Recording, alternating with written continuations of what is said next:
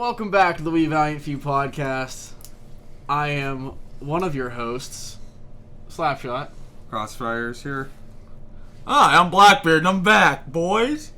Blackbeard, welcome back. Welcome back to season 2. It's good to be here. It's good to be here. You're a little bit tardy, but it's glad to have you back. Hey, better late than never. I'm fashionably late, always coming in with some style. You never want to be the first person to the party, and quite frankly, neither am I, so I totally get it. I never am. No. And you guys know how religiously late I am to things. Show up, sees nobody's there, drive around the block a couple times. We are not joined by Raptor tonight. He's currently MIA. We have a search party out looking for him. And dogs. Yeah, and dogs. He was deploying to Afghanistan for a super secret Spec Ops mission that was just today only. So we'll find him. Yeah, we'll touch base with you guys next week for that. We did have a very important topic that we wanted to talk about tonight, but due to Raptor's absence, we will delay that, and that is totally okay because there is quite a number of current events that happened that are definitely worth talking about and debating for tonight's episode. So next week's topic will that'll be the intro to mindset and being prepared, as this season's theme will be.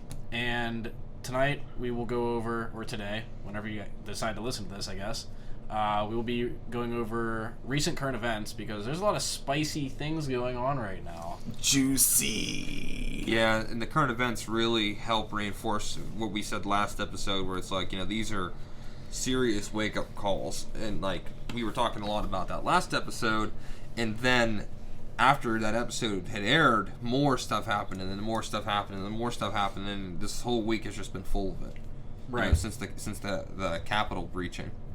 Right. What were you going to call it, I'm kind of just curious. I think this will be something, maybe good for listeners to sort of maybe get to know us a little bit.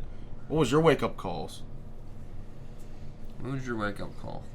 Yeah, what point in time did you feel like, okay, I need to start doing something? So I can phrase that in two different ways. There was the awareness of whenever I started being aware of, just keeping an eye on the political situation and whatnot, and that's basically my entire adult life. I've always been involved in politics, even from a young age. Ditto. I remember being in, second, third, fourth grade, something like that, and I remember there was an election year then, and we were talking about that. We were debating the political candidates then.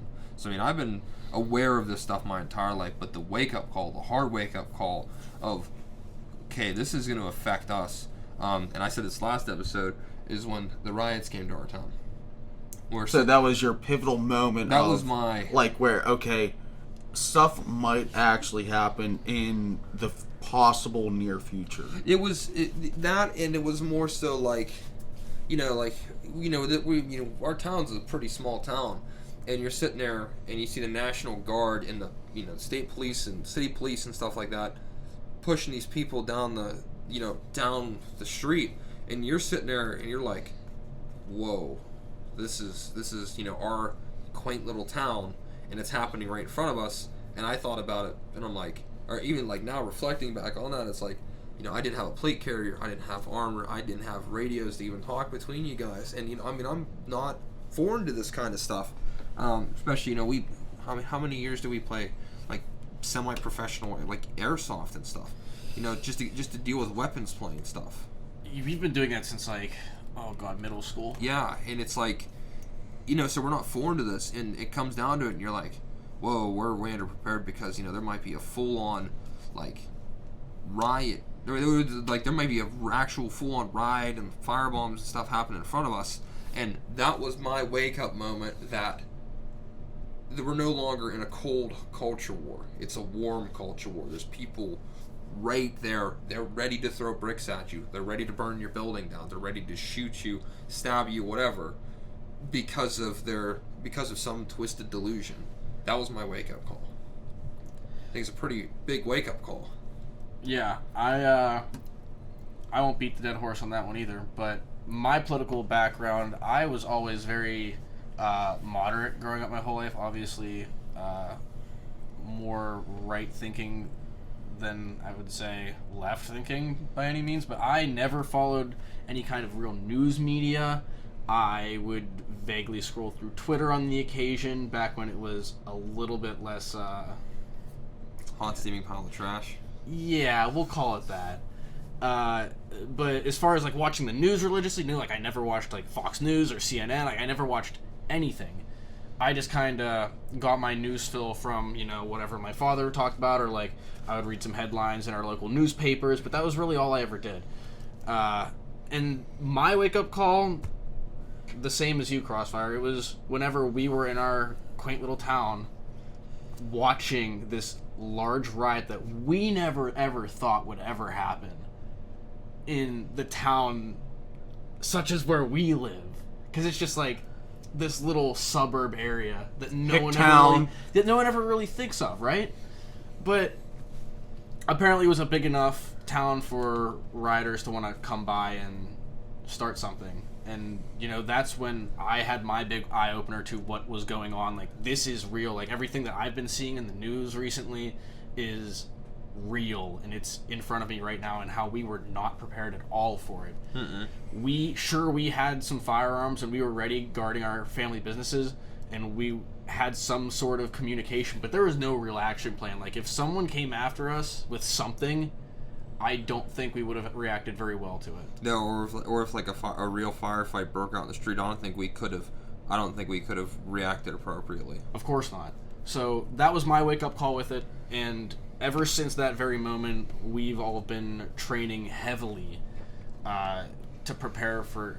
That was definitely, by far, the worst that it's ever been near us. Mm-hmm. So, yeah, ever since that moment, we've been training. I talked to a lot of people, too. They said that even, like, the civil rights stuff, like the 60s and stuff, where people were, like, laying out in the middle of the street and stuff like that just to try to stop traffic. What did they call it? It's like die-ins or something like that, where you lay across the street. It's a form of protesting. They said none of that stuff was even... It just palls in comparison to this, Mm-hmm. That there was nothing like that. So this is probably the worst we've ever seen. What was your wake-up call? I'm going to go way before all that because, obviously I'm a little bit older than you guys, but for me, kind of the Boston bombing.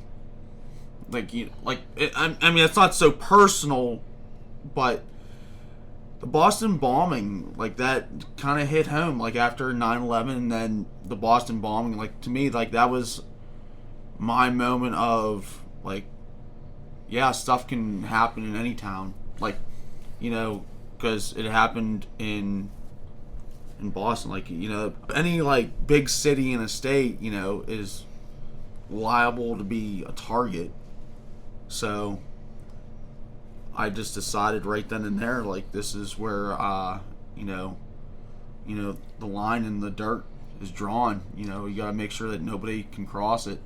So I see, like, all that type of stuff is what I was saying beforehand, that I was aware of that being that existing. Cause, like, I remember watching 9/11 happen live on TV. I can tell you exactly the details, like, down to the actually, believe it or not, the like how the carpet looked in the room that I was in, because it's so ingrained in my memory. I remember it that clearly, and it was always like, I get that this is America, we have to be careful with that type of stuff, but I still never thought that, like, where we're at, we're safe from this type of stuff. It's only gonna, like he says, only gonna affect the big cities. So it wasn't really a wake up call.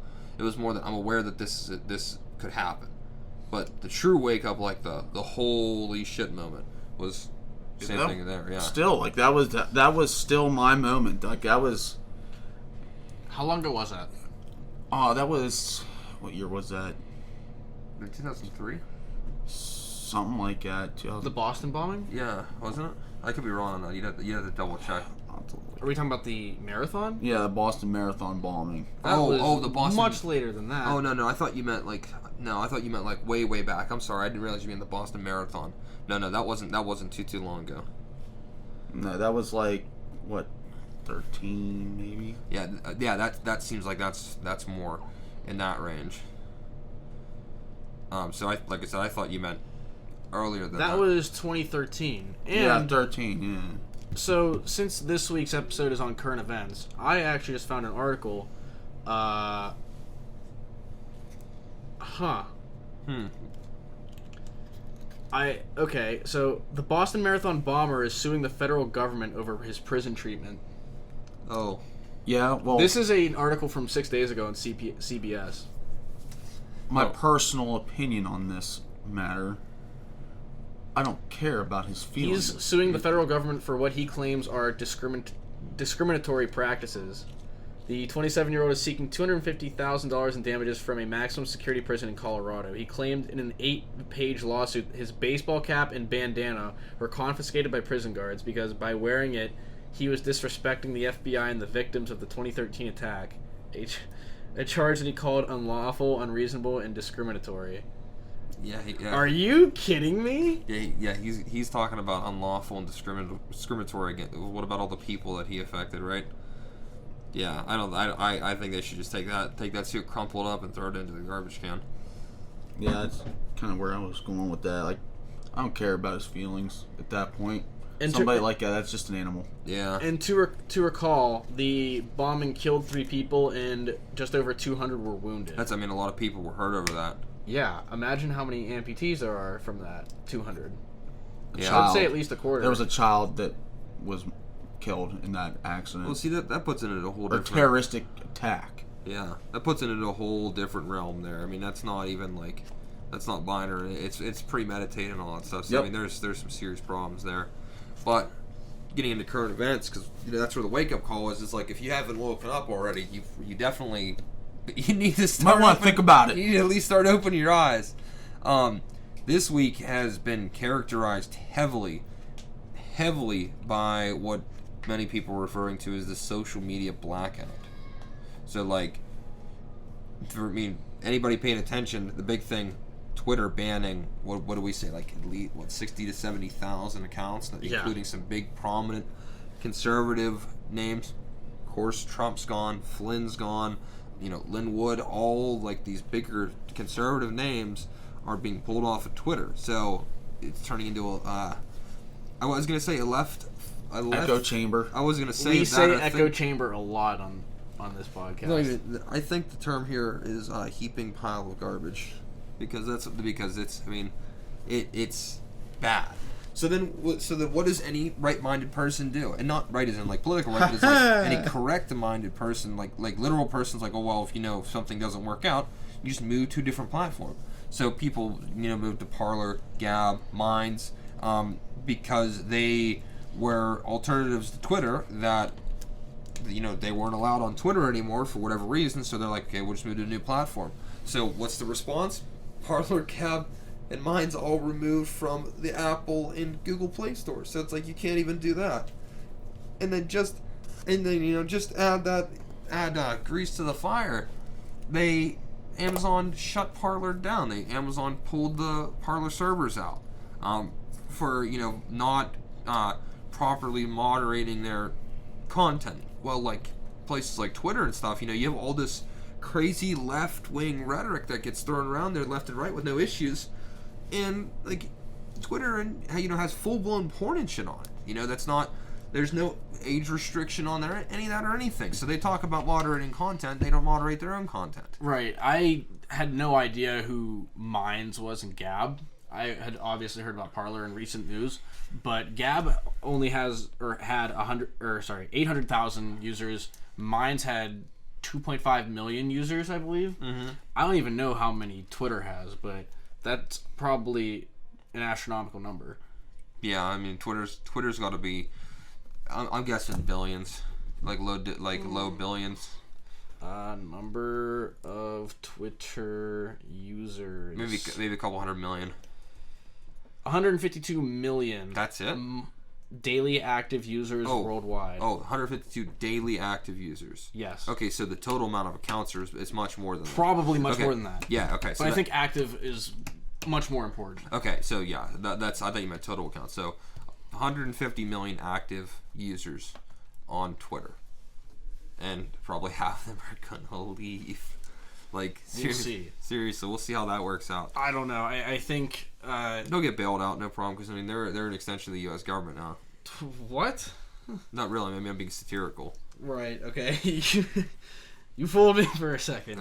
Like I said, they'll probably get bailed out though. But like people try to jump to other platforms, and then like Parler. Parler's the we use Parler as the prime example for today. Yeah. There's like, I mean, I had a Parler, and I'll tell you what, there was never anything wrong with it. Like, there was people were like, oh, they're white extreme, or they're they're white supremacists, they're extremists, they're neo-Nazis. I mean, I don't know where they're getting this stuff from, because it was never on there. I mean, like, and I followed a fair amount of pages, and there was just nothing there. It was just basically a Twitter, essentially. It was a Twitter, but there were people on there like Matt Gaetz. There was the Epic Times on there, and there was Ted Cruz. Like, like the standard stereotypical conservative people. I mean, that's just who I followed, because that's who I cared about. I mean, there could have been dark parts of it that exist that I'm not aware of. So when you say stereotypical conservative, you mean like your everyday, American classical guy, classical conservative. Okay. In the sense like Reagan is a classical conservative. Okay, all right, that's a good example. Yeah, like Average Joe. Yeah, just I guess, yeah. But these guys, like I said, are politicians. It's like, and that's who I followed on there, and I never saw any of this apparent widespread neo-Nazi, right-wing, anti-Semite stuff, and it's like they're apparently getting railed for not moderating content, which we already talked about that. We had Googled Parler to see if Parler even existed on the interweb anymore, and Amazon had removed Parler from their web browser services, or what was it? Their servers. Amazon Webs or AWS was the server hosting company for Parler. Right, and Amazon totally wiped them out, and that essentially took them entirely off the internet. Their site does not exist. You can't even log into your account. The app is removed from the stores. The website's, the URL's listed as defunct. 15 million total users as of January 2021. That's insane. So how many users Parler grabbed in that short amount of time? Because it says like 2.3 million active as of December 2020, and then 15 million to 2021. So you're looking at a 6-fold increase in a month. Right.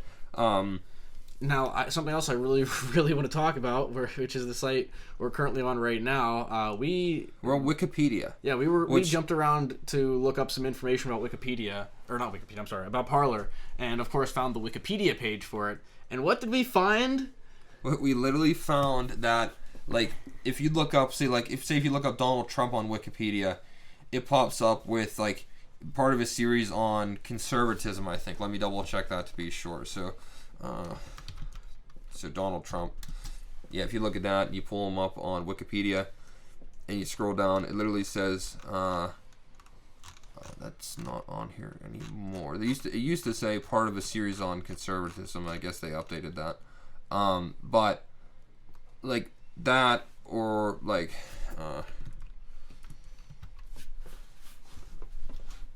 if you look up Ronald Reagan, that's still not on here either. It literally, it would say, like, conservatism. We can get back to that. Yeah, so, anyways, so, like, they always say, like, part of a series on something, and then if you look under Parler now, it literally shows part of a series on anti-Semitism with a picture of the Jewish Jude star from the Nazis in World War II. Mouse over anti-Semitism real quick. So to define that for everybody, it's a hostility to prejudice or discrimination against Jews. A person who holds such position is called an anti-Semite or Semite. Anti-Semite. Thank you. Anti-Semitist is generally considered to be a form of racism. Yeah. So literally, because of the possibility of there being these niche far right groups, which I know for a 100% fact that the far left groups exist on Facebook and Twitter with no regulation.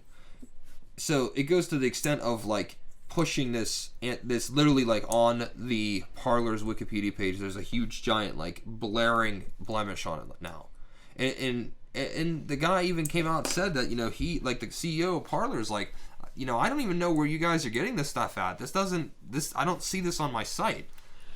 What I just think makes the least amount of sense is what you just said. Like, there are extreme far left groups on Facebook and Twitter, and that's not okay at all. But extremism in any form is bad. Exactly. But why is it such a problem that, okay, I'm sure there were some extreme groups that existed on Parler, without a doubt. They had to have existed somewhere. Yeah, but there's the thing is, like, Parler didn't have the ability to create, like, I don't even think it had the ability to create, like, groups.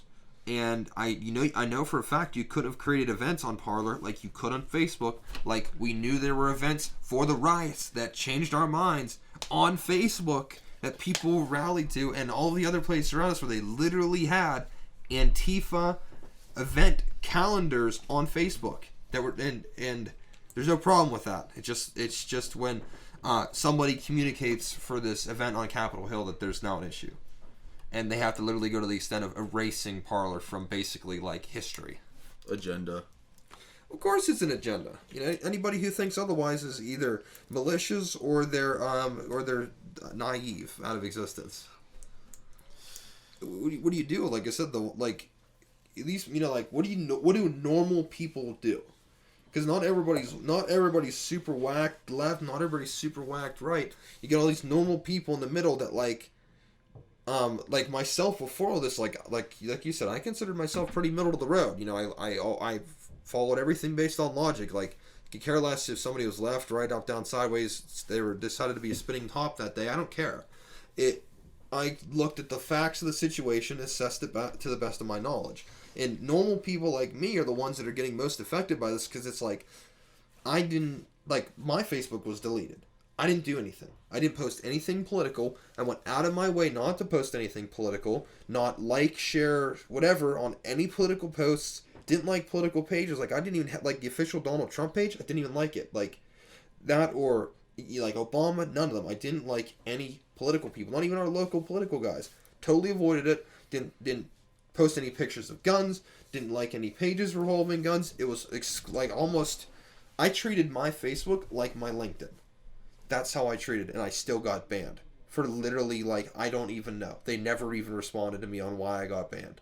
So you get normal people like me that get forced out of, like, you know, like for me, that was a way to talk to friends that were in high school and some of my college friends and stuff like that. So they push normal people like me into a corner. What do you do?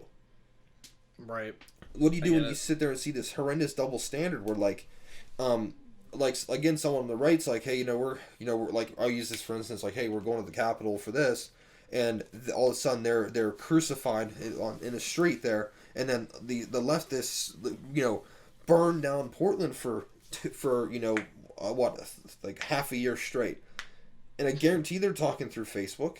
There's no problem with that. Nothing to see here. Like, what do you do as a normal person that sits there and sees the blatant hypocrisy, the double standard? It's really screwed up. I agree. Like I said, what do you do as a normal person? Like, because, I don't want this type of stuff. I don't want our country looking like this. I care what our country looks like to the rest of the world. And right now we look like we're the laughing stock of the world, and we look incredibly weak. And we do. Among many other things. Oh, of course. What I started doing was whenever I started experiencing, like, I obviously used social media quite a bit. Me being an ex-university student, that's what I would kind of do in my free time, other than study or, like, hang out with my friends or play sport. But I started slowly using less and less social media because I realized how biased it was. It really was, and I was afraid to share opinions because I was afraid of being silenced by these giant... Afraid of getting canceled. Yeah. Yeah, I'm serious. Dude, you think it's funny, but I'm serious. I mean... You got canceled, too. Yeah, I mean, I got deleted, but, I mean, from now anymore, social media platforms are nothing but a joke to me. Oh, yeah. And so absolutely. I use it just as a complete joke. I just, like... There are so many, like extreme left posts that I would see on the occasion that I just, like... I really wanted to swipe up and comment or something. Like, be like, are you like out of your freaking mind? Yeah, but to think that this is okay? Yeah, but you'll get canceled. Exactly. You'll get reported for being you'll get reported for being a Nazi when you're like, hey, where is this fact based? And literally like, you're a Nazi for asking me that. It's like, have you ever read a dictionary? Like, have you ever read a history book? Do you even know what the meaning of the word that you're throwing around is? Because I mean, that's a horrible word. Exactly. And like they throw these terrible words around, and they absolutely are not even close to what you are. Like again, asking for facts is you're suddenly a dictator. It's like no, not even close. It's like, I'm trying to understand where you're coming from with this, and you're saying I'm like terrible. Like, yeah, I didn't want to get silenced on these social media platforms because I use them to communicate with my friends overseas in the military, such as Raptor at the time. We primarily used Snapchat for communicating with him, and Facebook Messenger I used to communicate with some of my friends in the Air Force that are stationed out in England or over in I don't remember what base it is. Besides the point, out of the country. Yes, see that. Well, I used Facebook again primarily for business. Because we have all the business stuff going on, and for the marketplace feature, buying and selling. Of course. We have alternative accounts and stuff, so that helps. But it's because again, I don't need to have my friends to manage a business on it. Because you need to have a presence, online presence, so people can see. Because that's what the world is. Right. But it's still the whole point. It's like, I didn't do anything. Like, I still stand by. Like, I literally have no idea what I did, and. Not just that, it's not just us now. Like today, Tim Pool came out. I'm pretty sure anybody that listens to the podcast knows who Tim Pool is. Do you want to fill that in for anyone who doesn't? Yeah, Tim Pool is one of the I'd say he's like one of the larger, more pronounced type political commentators on YouTube. Probably the largest political commentator on YouTube that's independent. You still get like the Daily Wire and stuff that are bigger, but those are corporations. So I'd say he's the largest independent political commentator on YouTube. On a scale of like 1 to 10, 1 being left thinking, 10 being right thinking, where would you say Tim Pool stands? So one is left, 10 is right? Yes. I would probably say he's like a 3. So he's very liberal. Lean, classical liberal. Okay, alright. Lean left, moderate on most things. Okay. I would say. So like, I think he describes it as like he's very center about stuff, but he's very liberal on social policy. I think that's how he describes it. Is that kind of how Ben Shapiro is? No. Ben Shapiro is, I would say on that, again, that 1 to 10 scale, what would you say? Ben Shapiro is probably a 6 or 7. He's more right. 6 or 7, but I mean, he's a logical thinker, so he's not super hard right. Like Steven Crowder, I'd say is further right than Ben Shapiro by a significant margin. He's probably like an 8. Yeah, that's right. So I would say Ben Shapiro is probably like a 6. See, I don't listen to all these guys. I mean, I listen to Ben Shapiro because I follow him on Snapchat, so I'll watch his shows on there. He's real like you said, he's real logic based. Yeah, that's why I love watching his shows. The facts don't care about your feelings. What? The facts don't care about your feelings. Oh, I love that. But like back to what I said about Tim Pool. Like today, his entire monetization was shut down on Facebook for some absolutely stupid, not even related thing somebody flagged a post or something. Probably because nowadays people spam the flag button on things that they don't agree with for literally no reason. Like, oh, I don't agree with this, so let's report it for hate speech. It's like, dude, it's not even close. And Tim Pool's entire monetization through his Facebook got shut down. I mean, he's talking about like pulling out of YouTube and everything. So I mean, he's gradually trying to get people to transition to his single site. Where he's going to do everything, probably because he sees the end of YouTube coming up soon. What, you think YouTube's going to start canceling people? Oh, absolutely. They already do. I mean, they're run by Google. Yeah. Right? They already do cancel people.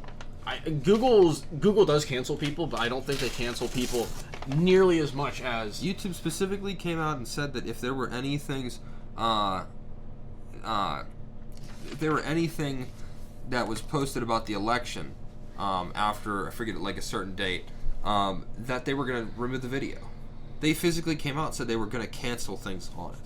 Like, there's no hiding it anymore. That's the whole like big umbrella term for this. Is like, we thought about that. We thought they were hot. We thought that this may have been the case. We thought they were hiding it. Now they're not even making any attempt to hide it. They're just blatantly coming out and showing that they're canceling everybody. Right. Now, Facebook and Twitter they're private companies, aren't they? I think they're trade. They're You can trade their stock. Yeah, they're publicly traded, but they're not they're not government companies.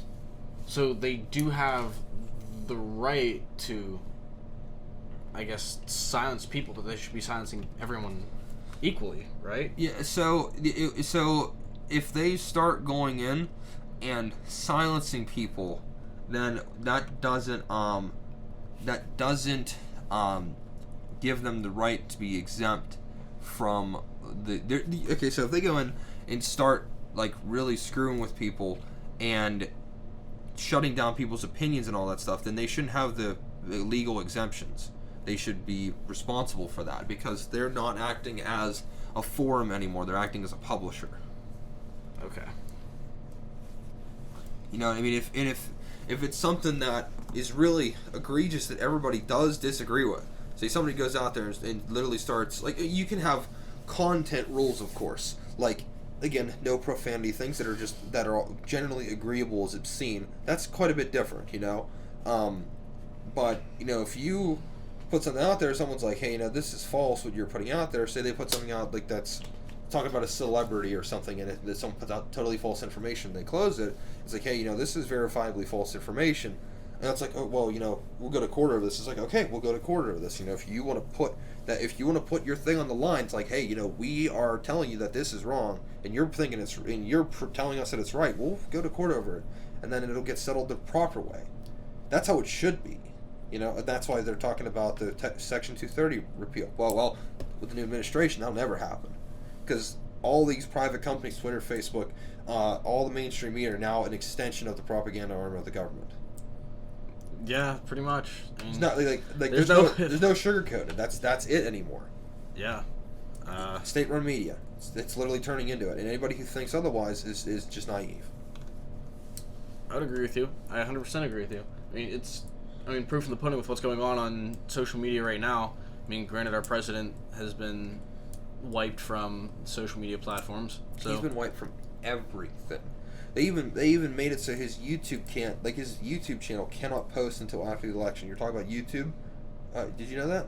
Really? Yes. No, I didn't know that. He cannot post anything on his YouTube channel until after the election. So you're talking about, you don't know if YouTube is going to cancel things? You better bet. Okay. So, and on top of all that, he has to. So for him to post anything, he even searching YouTube Donald Trump, the first thing U.S. elections pops up. So they're meddling in all this stuff. That's in the last video was posted on his channel here 2 days ago. Yeah, when he was posting all kinds of stuff. Wow. Posting stuff constantly. So yeah, he's not able to post on his channel here until after the election. So RSB and stuff, or Right Side Broadcasting Network and stuff has been pushing his word out to people. Especially now, what better? They pull him off of every platform. They make him so he can't post on YouTube, and then they impeach him a second time. What Did you see what Mike Pence said about that too? Was it what, that he's not going to invoke the 25th Amendment? Yeah. Yeah, he said that he's not going to. He literally, who was it that wanted to do that? Pelosi. Yeah, it was a Pelosi. I was going to say that. See, this is how in the middle I am with politics. I just choose to not follow it. Well, anymore, it's the whole thing is just rage-inducing, because it's you sit there and it's like there's a boxing match, and the one guy it's supposed to be a fist-to-fist boxing match, and then the one dude hits the other guy with the chair, and they don't call the match. This guy keeps hitting the other guy with the chair. It's dude, he's bleeding out. He needs stitches, but you just want to keep beating him. Well, not even that. It's he's cheating. Look, he's cheating, and nobody calls it. And everybody else in the audience can see it. Right. And the refs are oh, nothing to see here. That's a perfect example. That's a bold action, Cotton. Let's see how well it works for him. Yeah, but it's that's the situation. We're just the audience here. We have no control over this. And again, we're not extreme people. We're just normal people that were minding our own business until everything went down the drain. Between the COVID lockdowns and between the riots, that's what pushed us up into like being forced to talk about this because it's ruining our lives. That's all there is to talk about anymore because it's not like we can do anything else. Yeah, you can't even social lives practically came to an end because there's nothing to do. Yeah, you can't go to the bar, you can't go to the mall, you can't talk to your friends, you can't like go to a movie, anything like that. You can't do any of that because it's all shut down. Essentially, I mean, it's getting slightly better, but the whole point, that this isn't an overnight thing. For as much as I wish it was, if I could just wake up tomorrow and all this just go back to the way it was. Yeah, can the dream please be over already? It's not even a dream, it's a fucking nightmare. Yeah, but I mean, all this, we can wrap all this up and be like, and it goes back to the original statement of, this is the wake-up call. If you can't see this happening, or you don't have a problem with this, well, if you can't see this happening, you're blind. If you can't see a problem with this, you're part of the problem. It's as simple as that. Right. Because if this was the other way around, and it was conservatives, shutting down and canceling leftists, I'd have the same problem with it. Because extremists on any end is a problem. That's what we're trying to get at. And whether you're super left, super right, it's all radical. And I'm sorry to anybody's feelings that this hurts, but if you're a radical, you're the problem. Yep, exactly. And like I said, that's like even if you are on the left, you should understand that radical leftists are a problem. It's just like anything else. Like there's people like even like topical here, religious sense. People like, oh wow, like there are people who are are Islamophobic and stuff like that because of the terrorist things. It's like, well, they were extremists. That's why it's bad. Extreme Christians are bad. Yeah. I mean, seriously. Look, they are. And so that wraps back to your point, is extremism in any sense is bad. That seriously wraps it up. And this should prepare you should wake up about this because there's a culture war here. And it's not just a statement anymore. This is an escalating culture war. It's getting worse. It's a culture war filled with identity politics. Yeah, well, that's just one facet of it. So it was identity politics, and that's what everybody was up. Well, it's the driving force for it. Absolutely. The divide. Well, and that's what it was before, and that's why everybody was like, "Oh yeah, it's not that big of a deal. I don't need to worry about it." And I don't need to worry about it. I don't need to worry about it. I don't need to worry about it. And now it's like, "Oh wow, I can't talk to anybody now. My Facebook's gone. How about I hop over to my Twitter? And it's gone." And it's gone. And then it's like, oh, how would I hop over to Parler? And oh, that's gone too. Yeah, it's like, that's what I guarantee there's people that were in that situation. They're like, well, now my WhatsApp's gone. I was canceled on Instagram too because it was associated with my Facebook. So there's probably people in that same situation. See, I wasn't. Did you set up with a separate account? Probably. That's probably why. I mean, I'm not as smart as you and, cool techie guy, well, so I was probably too stupid to realize it and did it anyways, So, my stupidity beat them. Well, see, the thing was for me, it was really funny because, like, I got shut down on Facebook. I was like, oh, well, my Instagram still exists. Jumps over to Instagram. It's like, hey, look, there's all those people I couldn't talk to on Facebook. And then, like, 2 days later, my Instagram gets shut down. You posted something, right? Yeah. What was your post? I was like, hey, I'm back. And then it was gone. It was just a black picture, wasn't it? With like word on it. I think so. It was like someone's like, "Hey, I'm back." And like literally on that page, I followed my friends, and then I was like, "Oh, what else can I follow here?" So I picked up a couple channels for like I think it was machining or something like literal like machinist tools because I think those videos are satisfying. And then I was like, and then it was gone. I'm like, well, if there was anything that could have been like more middle of the road, there was literally nothing political on there. Oh, and T-Rex arms. Rip. Yeah. But the whole point of it, again, is, we're right in the middle of an escalating culture war. If you haven't woken up now, I'm not sure there's much we could do to help you. Do you think you're ready? Was that a question to us or the audience? I think that's a question to everybody. I think everybody should be asking themselves that. Are you ready? Do you think you're ready? I think I'm prepared to be able to at least stand my ground for it. I don't think anybody will ever be prepared to what that this could fully turn into. I don't care if you're ex-Navy SEALs, triple Green Beret. I don't think triple Green Beret. Yeah. I don't think you could be fully prepared for what could possibly happen here. I can definitely defend my own ground. hold my own property, but as far as what this could turn into, That's what I mean. Yeah. There's so many mixed bags of people. That's it. You don't know who's on your side with it. You don't know who to trust. It's just there's not a good situation. There's a lot of people that have different viewpoints right now, and there's a lot of people that don't want to talk politics because it's extremely sensitive right now, especially. That's because I think most people nowadays are pretty sensitive. Right, that's true too. But it's also right now it's either you're right or you're left, and the middle ground of people is very sided one way or the other right now. Yeah. And I'm gonna say hopefully they're more on the right side if they've seen everything that's going on the left right now. Yeah, I mean, that's about it. We'll see how this next week rolls out because we're recording this here on the 14th. The next episode will be after inauguration. That's right. We'll see how the inauguration affects it, and we'll bring some more current events then. And the Raptor should be back for us to get into the actual mindset. Yeah. So next week mindset for sure. And this next week of current events that is to come, I guarantee you is going to get spicy. I think that there's ever a time for things to really kick off, it's this week. Yep. But it could happen after. The next few weeks is going to be very interesting. So we will see. And over these next few weeks, we will get into preparation. And I get to geek out. You're gonna have a fun time talking about your brands. I cannot wait for you to. Prepare to be informed, gentlemen. Get out your and ladies. I don't have anything else to add though. No, we're good. We covered everything we need to get to. Next week, please join us. Please join the discussion. Actually, we do have a Discord.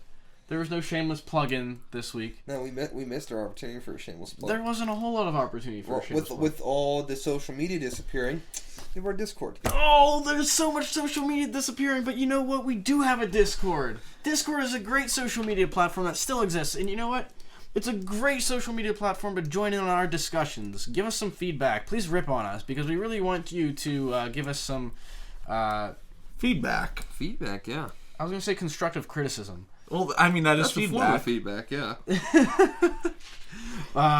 No, please. We'd love to have you guys on the show as well. Anyone that wants to jump on board, jump in for a few minutes, please do so. We do have the facilities to incorporate live people from Discord in a remote, anonymous way. Right. So, more than welcome to hop in on the discussions with us.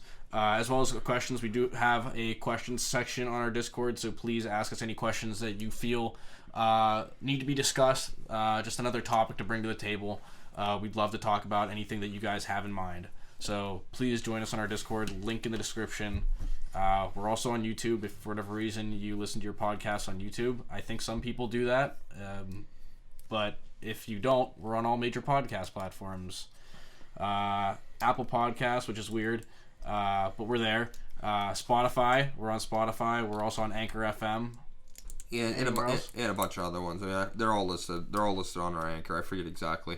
But tell a friend. Yeah, please listen to us. Yeah, if you like, tell your friends to listen to us. If you like what we're doing, please share it. Please try to get the word out. Yeah, we really want to do a grassroots growing on this first. We don't want to push advertising too much. If you like what we talk about, please share it with your friends, your family. If you're passionate about our subjects that we bring to the table. Get them involved, have them take a listen, see if they like us, catch on board. We're just trying to grow our fan base a little bit more slowly as we go. So, anything else, guys? It's all good. That's it for me, yeah. Good show. Good to be back. Welcome back, Blackbeard. We missed you.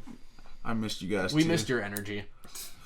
I can't wait till next week. And, with that is a send-off. So we will see you next week.